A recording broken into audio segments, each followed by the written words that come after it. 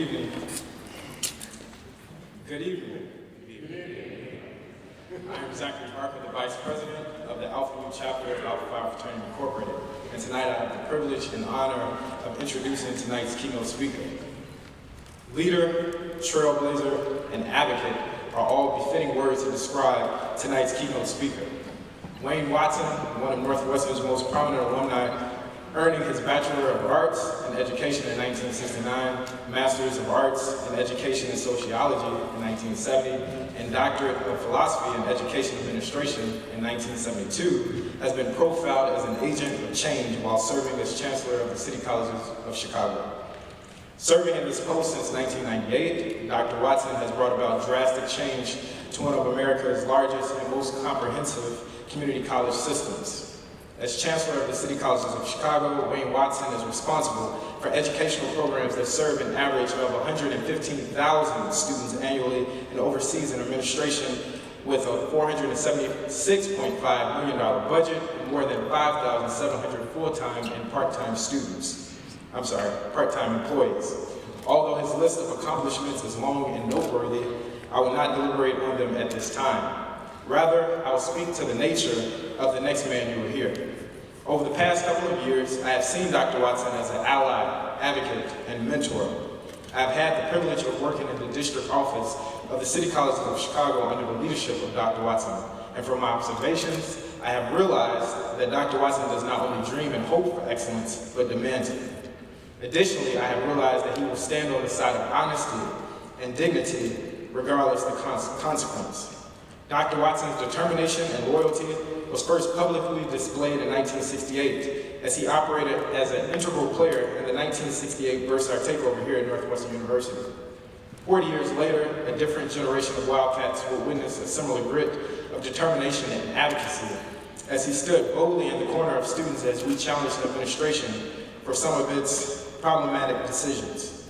All in all, Dr. Watson has demonstrated that success does not have to be achieved by compromising your integrity or commitment to community.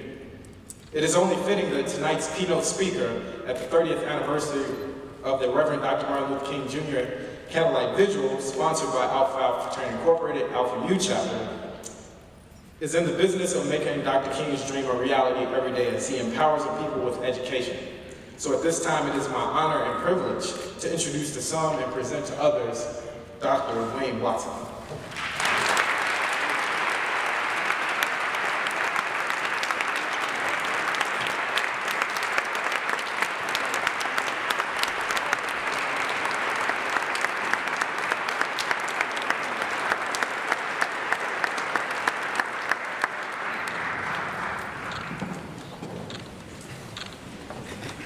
Before I start,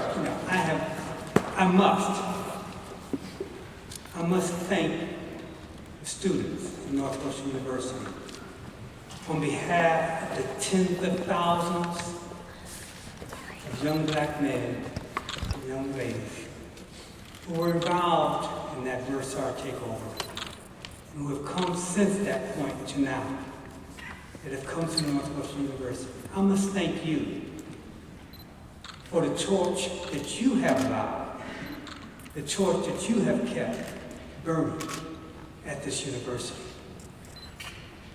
Your level of excellence, your level of scholarship is something that whatever risk we took in 1968, whatever challenges we have had since then, you have made it worth it.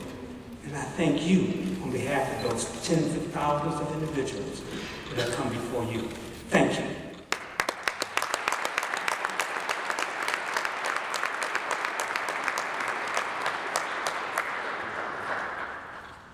Good evening. And thank you, Zachary, for that wonderful introduction.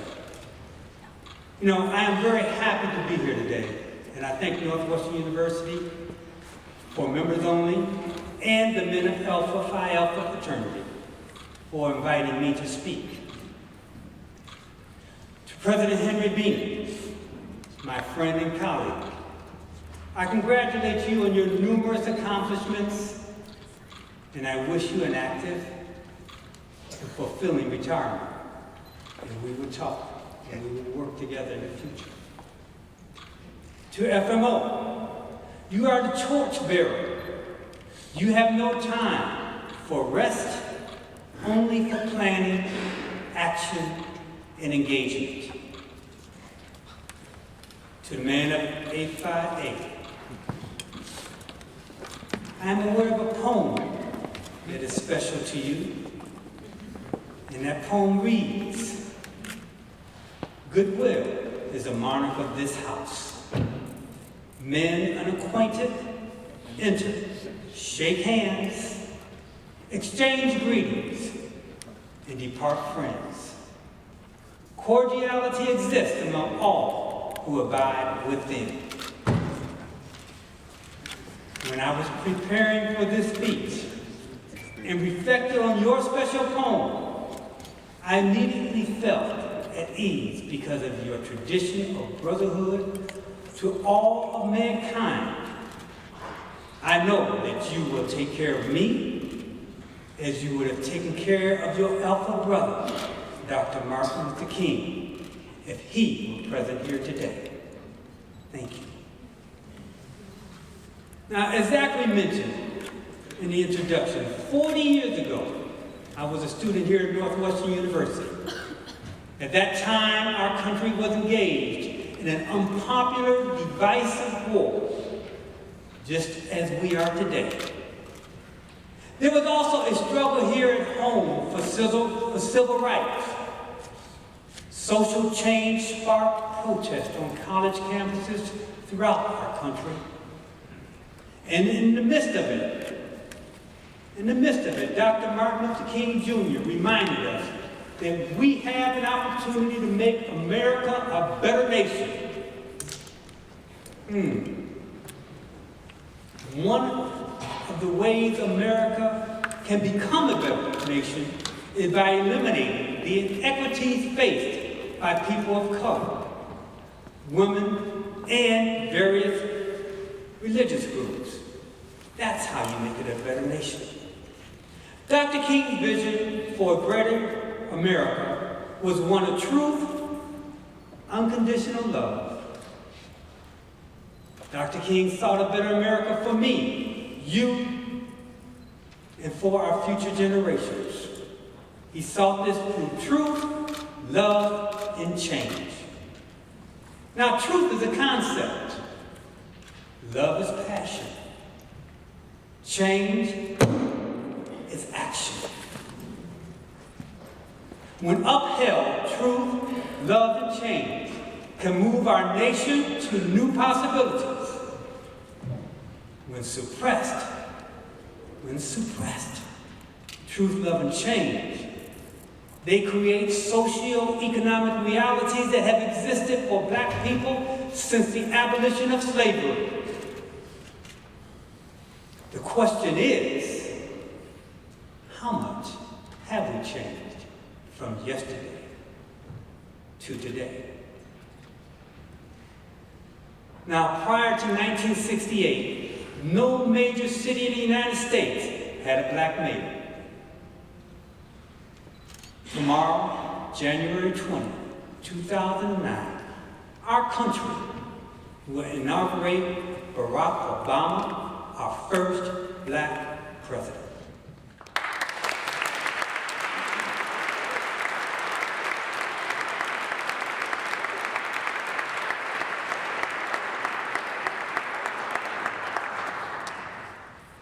Now, let's take a look at what progress we've made in key areas from yesterday to today.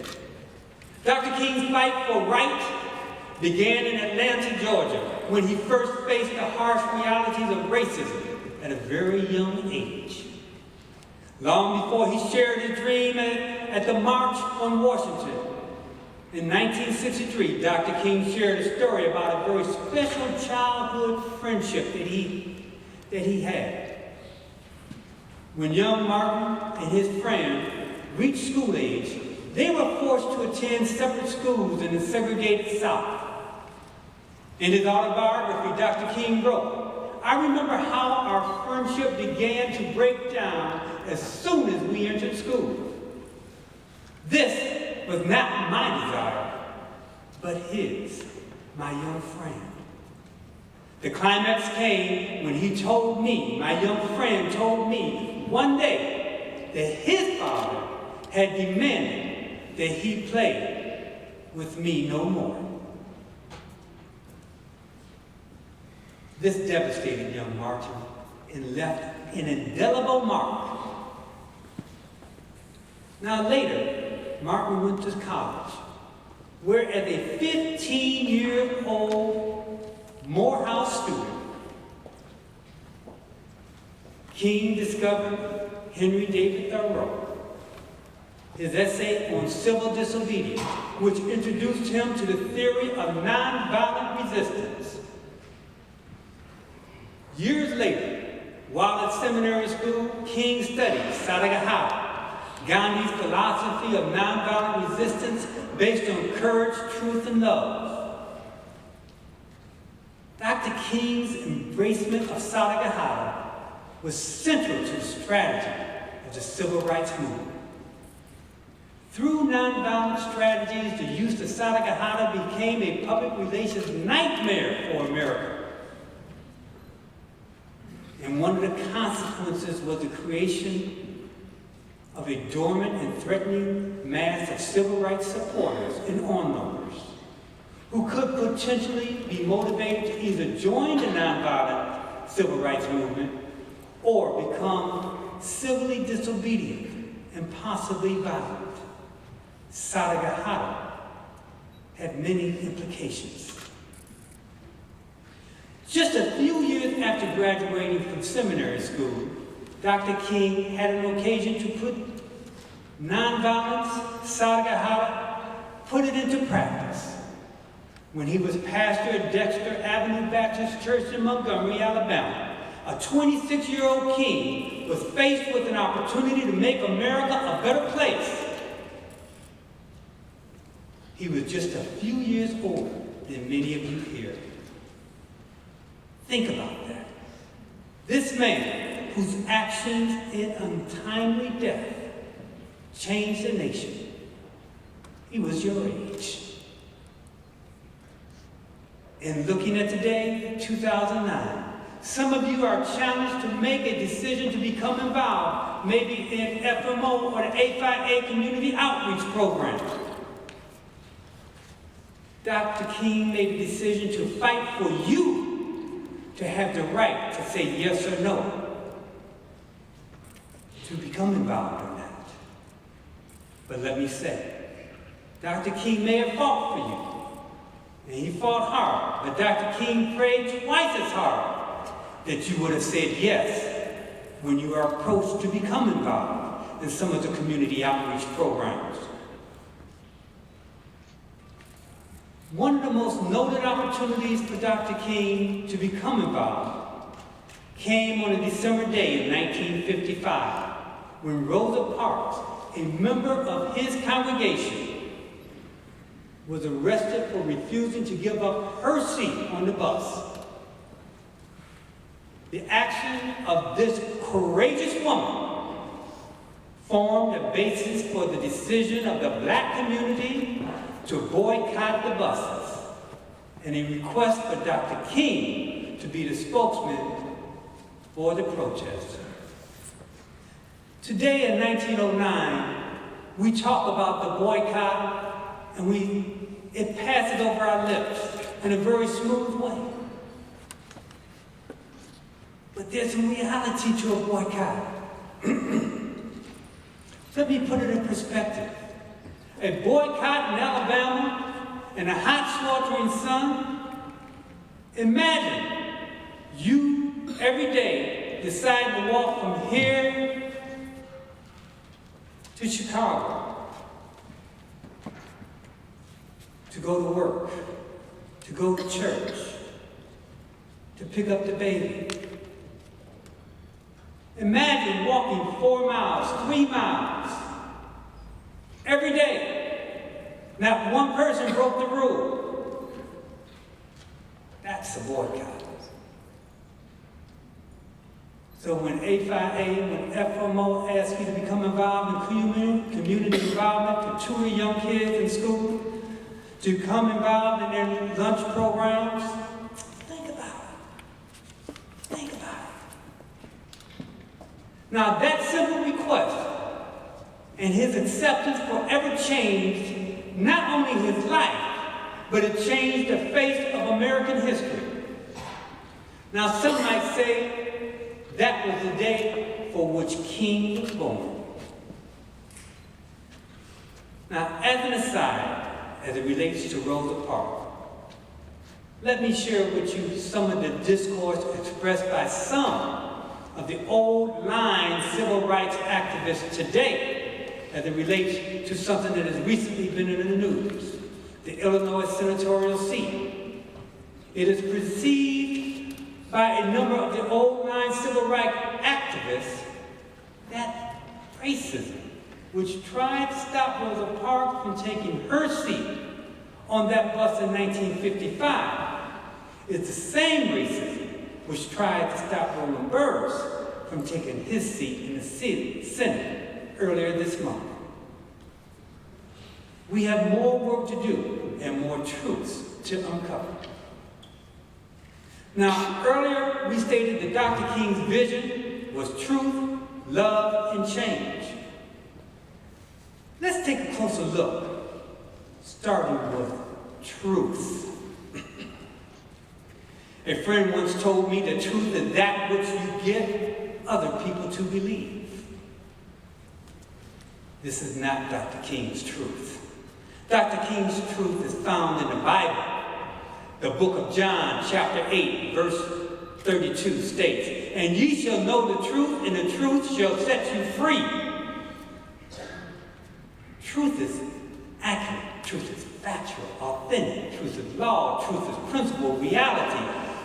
Truth is, to quote Dr. King, remembering that the time is always right to do what is right. That is truth. Truth, love, and change. Let's look at truth. Let's look at truth in our society as it applies to what I call, to what the City Colleges of Chicago, it's a concept that we have developed, something called SERS, S-E-R-S. These are the factors that affect the quality of one's life. Education, unemployment, health, poverty. Those factors affect one's life. To what extent did Dr. King's actions and legacy mitigate, reduce, or eliminate key quality of life indicators that adversely affect black men and women in America? As we talk about SERS, let's look at incarceration. The social reality of incarceration and unemployment are inextricably linked. The lack of unemployment is one of the key factors which leads to incarceration. We must understand, regrettably, in all too many cases, that young black men view going to prison the same way that the dominant society views going to work.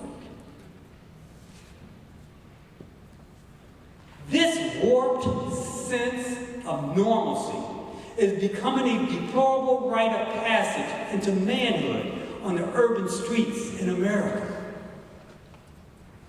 According to official reports, the incarceration rate in the United States is the highest in the world. The United States has only 5% of the world's population, yet 25% of the world's incarcerated population. Since the 1950s, the number of African Americans incarcerated has increased 800%. The Bureau of Justice Statistics, at the end of 2007, projects that there will be 31 black male prisoners per 1,000 black males in the United States, compared to 5 white male prisoners per 1,000 white males. The United States Bureau of Justice projects that 1 in 9 black males between the ages of 20 and 34 were behind bars in 2006. According to the Bureau of Justice statistics, 1 in 9. And this statistic we have to get by, because it is projected that 1 in 3 of the black males born in 2001, 1 in 3 black males born in 2001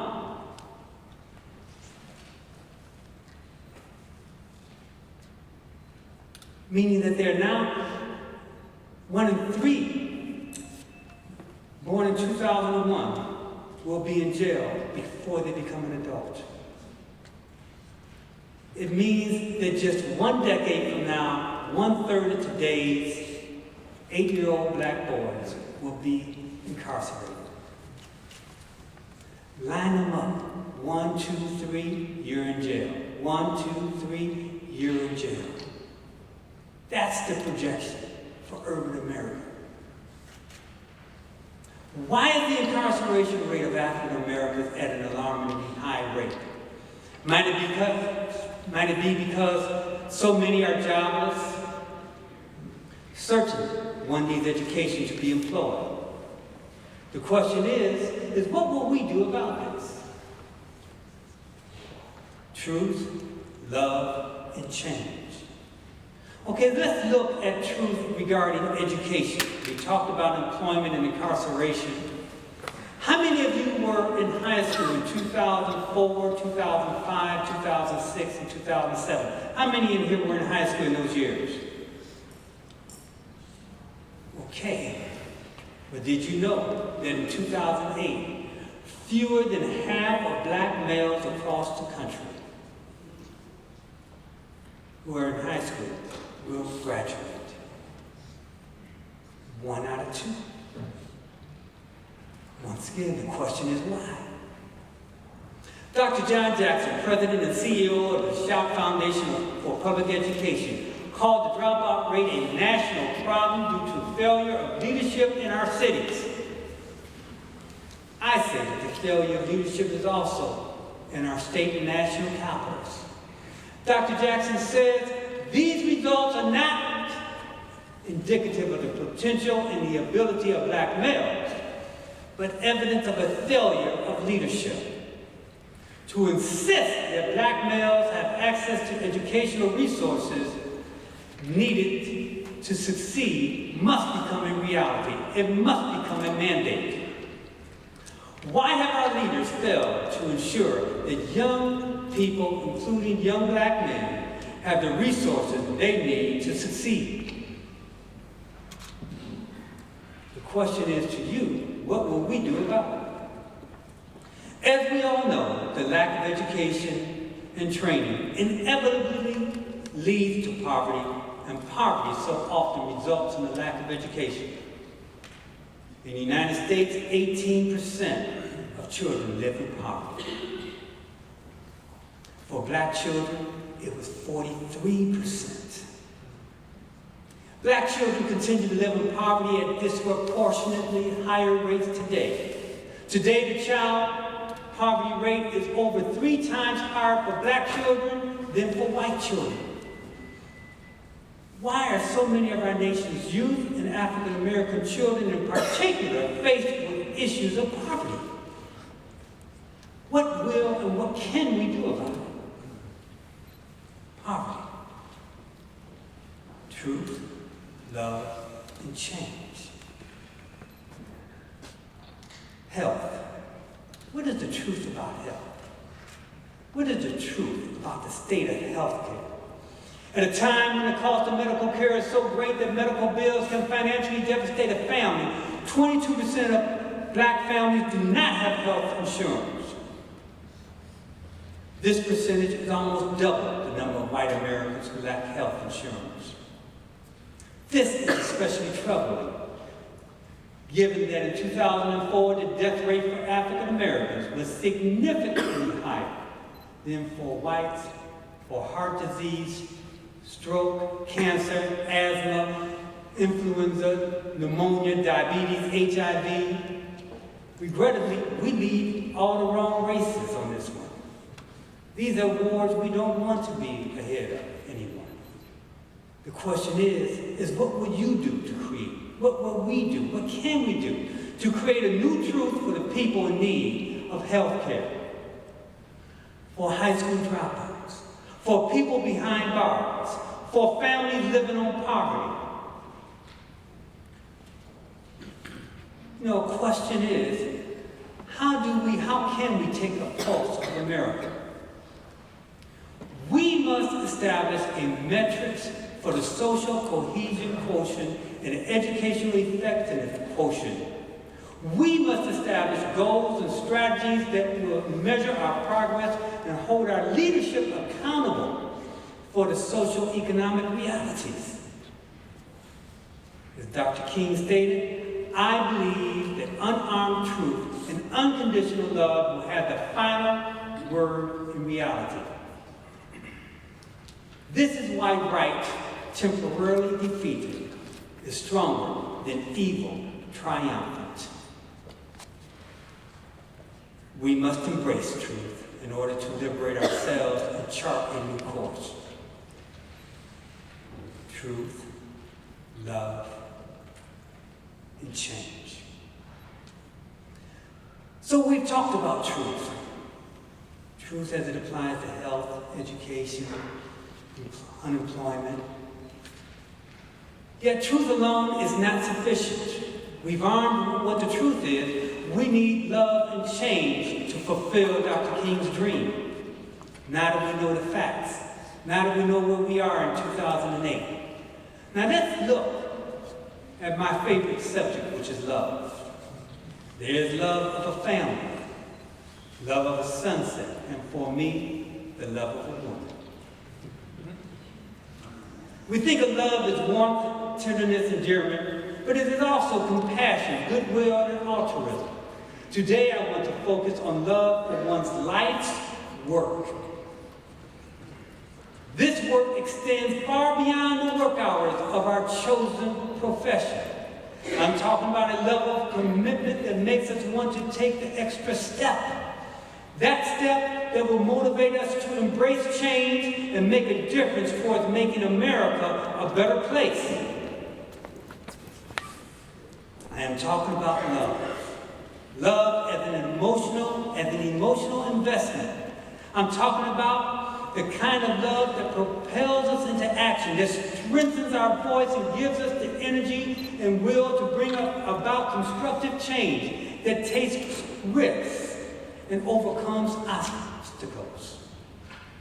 It was this kind of love and passion that Dr. King had for social justice.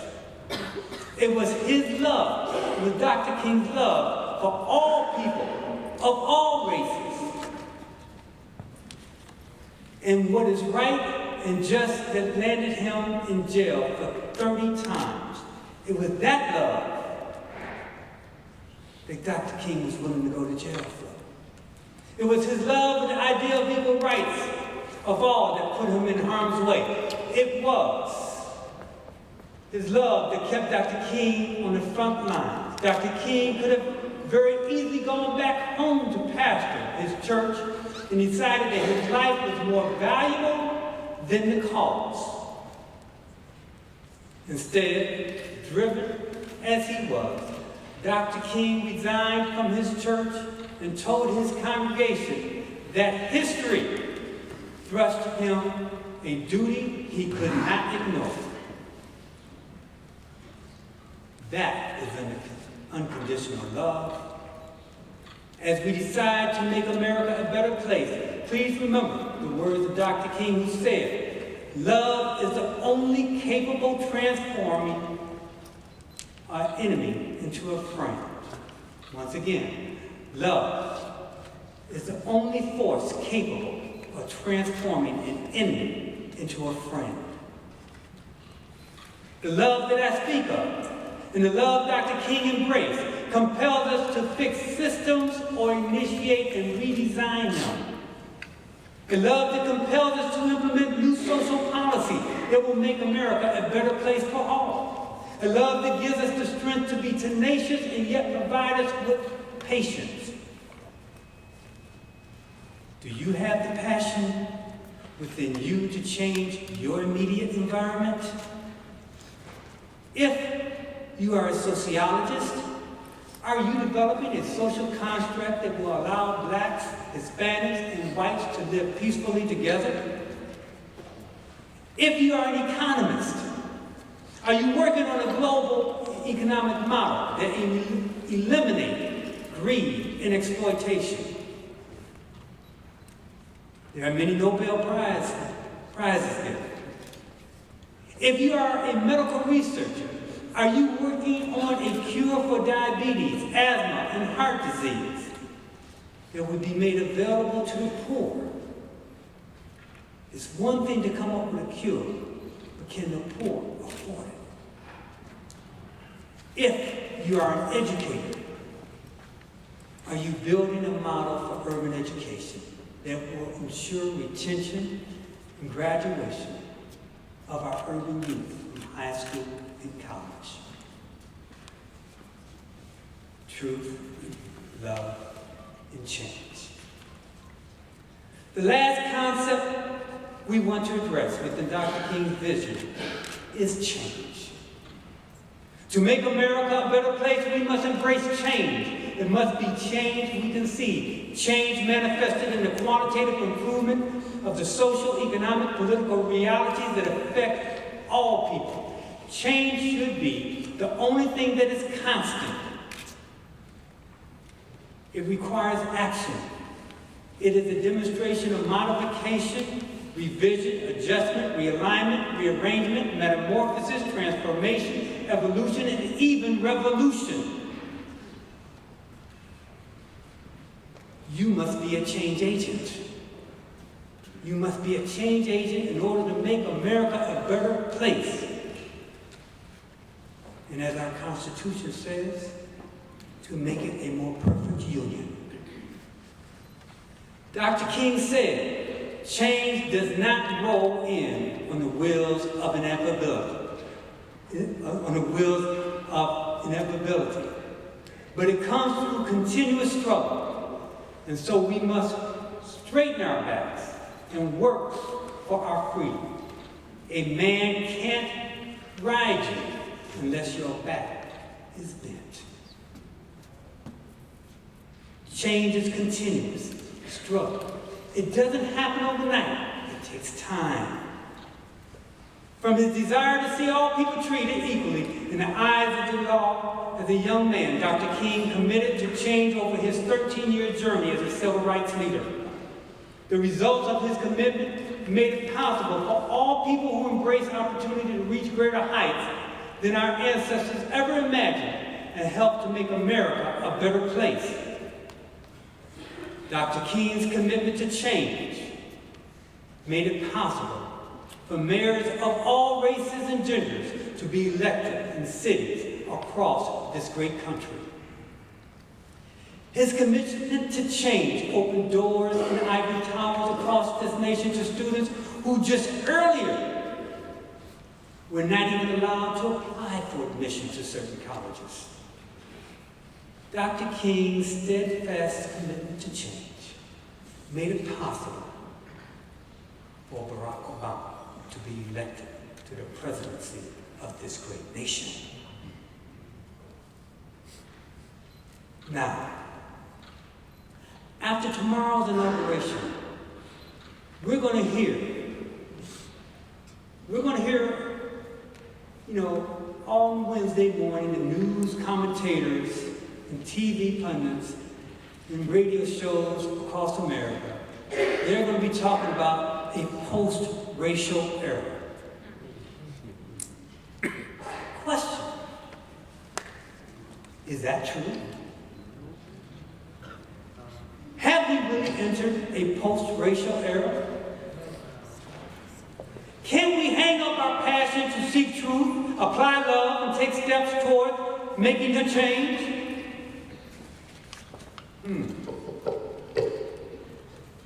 That You know, if that is the case, then the Fortune 500 companies will start to place an equitable number of people of color and women on their board of directors starting Wednesday morning. You know, if that is true, the construction trade unions, there's trade unions who will construct the infrastructure and green projects to rebuild America that we're talking about is going to be happening over the next 4 years. They will open their apprenticeship programs and establish support programs to retain people of color and women through the journeyman's level of the union. If we really have a post-racial era. Because as it stands now, in Cook County, of those individuals in apprenticeship programs, 1.5% are female. 9% are African American. That's a major gap. When the billions of dollars come into our nation, everybody should be given the opportunity to participate in rebuilding. But if it's a post-racial era, we don't have to worry about that.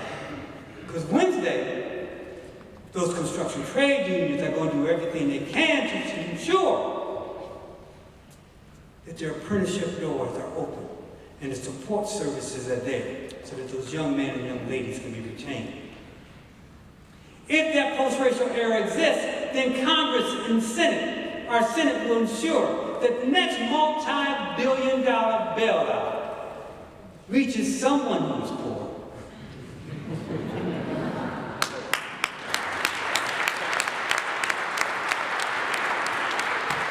If the post-racial era does exist, and I pray that it does,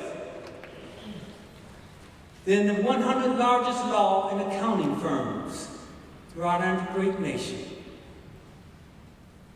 they will fill their employment pipelines with people of color and women so that they can excel and become full partners. The post-racial era or not, whether it exists or not, these challenges, these are challenges. To a man like Dr. King, they represent opportunities. Challenges are opportunities. Dr. King said over 40 years ago that we have an opportunity to make America a better place. I say to you today that we have a responsibility to make America a better place. And we must hold our leaders, that means me, that means our state reps, that means our senators, that means our president. We must hold them accountable. So I say to you, stand up, embrace truth, love, and change, and take that first step in faith. And as Dr. King said, you don't have to see the whole staircase just to take the first step. To quote one of the mega papers in Chicago, a paper called Indigo, we voted, black people voted en masse for Barack Obama. But we did not put our movement on hold because he was the victor. There are many more steps in this staircase before we reach Dr. King's dream. If Dr. King were alive today, I believe that he would celebrate tomorrow's historic inauguration and recall all of the hard work that he and his colleagues have put forth to make tomorrow possible. I can hear his speech now. And he will rejoice in Barack's accomplishments as a proud father would do of his son. But come Wednesday morning, it is my belief that Dr. King will continue to focus these compelling socioeconomic realities of education, health, infant mortality, incarceration, unemployment, home foreclosure, poverty, and homelessness, his struggle is still alive. Now, knowing these truths, come Wednesday morning, Dr. King would apply his passion and love by taking the next step and putting forth a social strategy of change. Truth, love, and change. Now, that very next step, if you look at this picture, you're going to see that Dr. King has a young man in his arms. Because it is sometimes very difficult for us to see the staircase, because we look only at the very next step. For us to really embrace and understand what that next step is, I'm going to invite a friend of mine up here. She embodies the purity of truth. She has the passionate love, and she believes in everything that we all have fears of. She has no fear. In change, she is tomorrow's change. I want to introduce to you a young lady. Her name is Olivia Dozier. Evans, I want to ask you to come up here. Can you put your jacket on and join us? Evans? He might join us later. But I want to introduce a young lady. This is tomorrow. I talk to you about truth. I talk to you about love. And I talk to you about change. Please meet my truth, my love, and my change. Olivia Dozier. Olivia.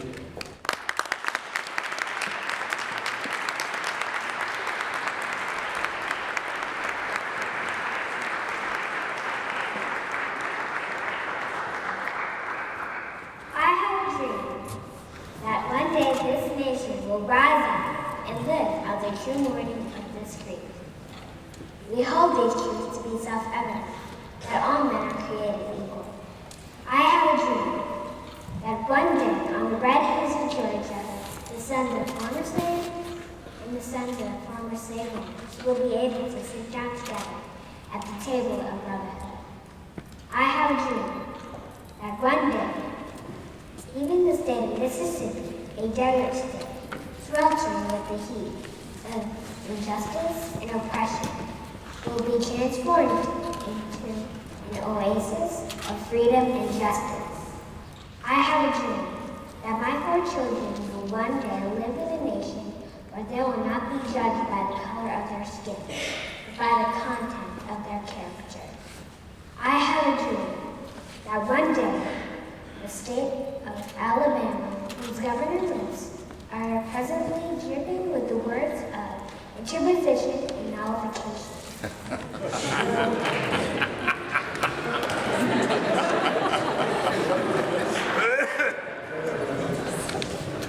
Will be transformed into a situation where little black boys and black girls will be able to join hands with little white boys and white girls and walk together as sister and brothers.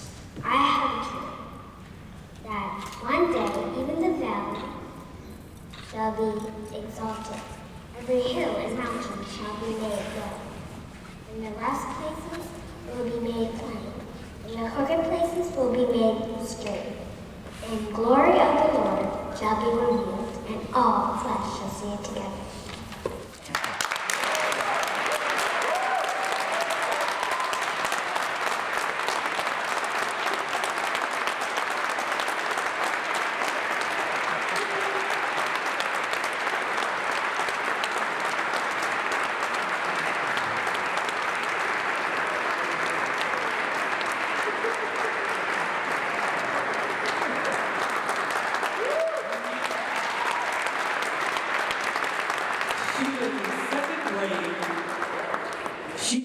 memorized this.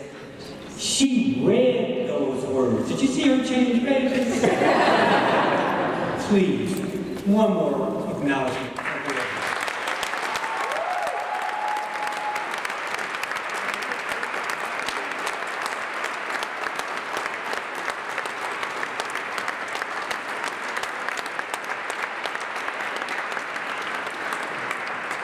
Her parents, John Dozier and Victoria Dozier, they're standing over there very proud.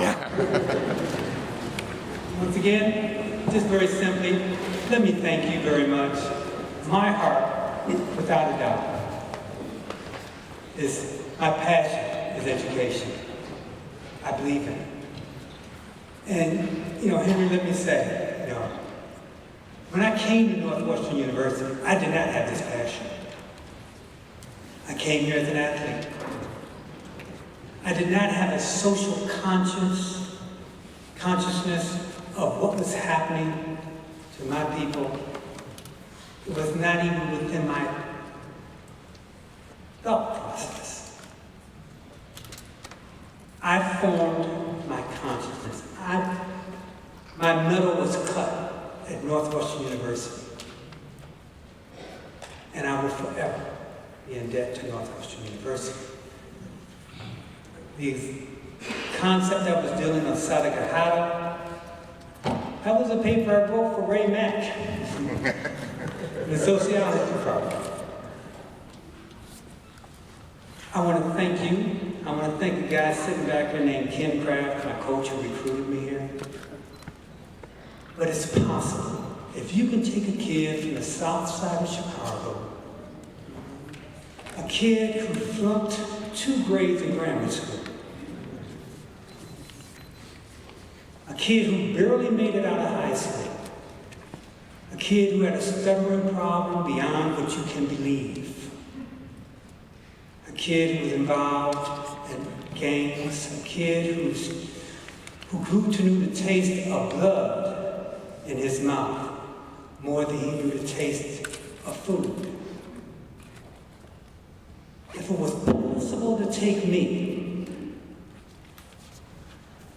and make me a chancellor of one of the largest urban community colleges in America, and I know for a fact that the 50% of the young men who are dropping out of high school, I know for a fact that when only 10% of the 50% who do graduate from high school only graduate from college.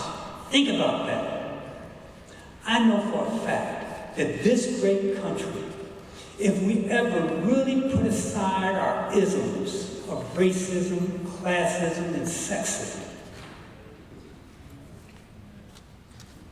that if we approach it as we approached Kennedy's concept of putting a man on the moon, if we approach it, we can solve that problem.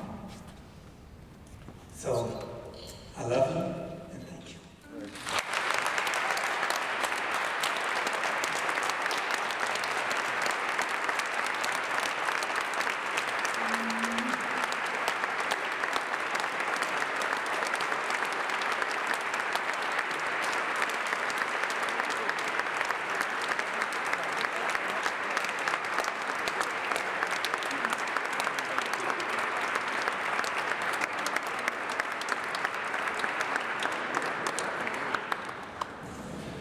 On behalf of the men of the corporate chapter and the Northwestern community, Dr. Watson, we just want to give you a token of our appreciation, say thank you for being committed to this program as well as the Northwest community for all of these years.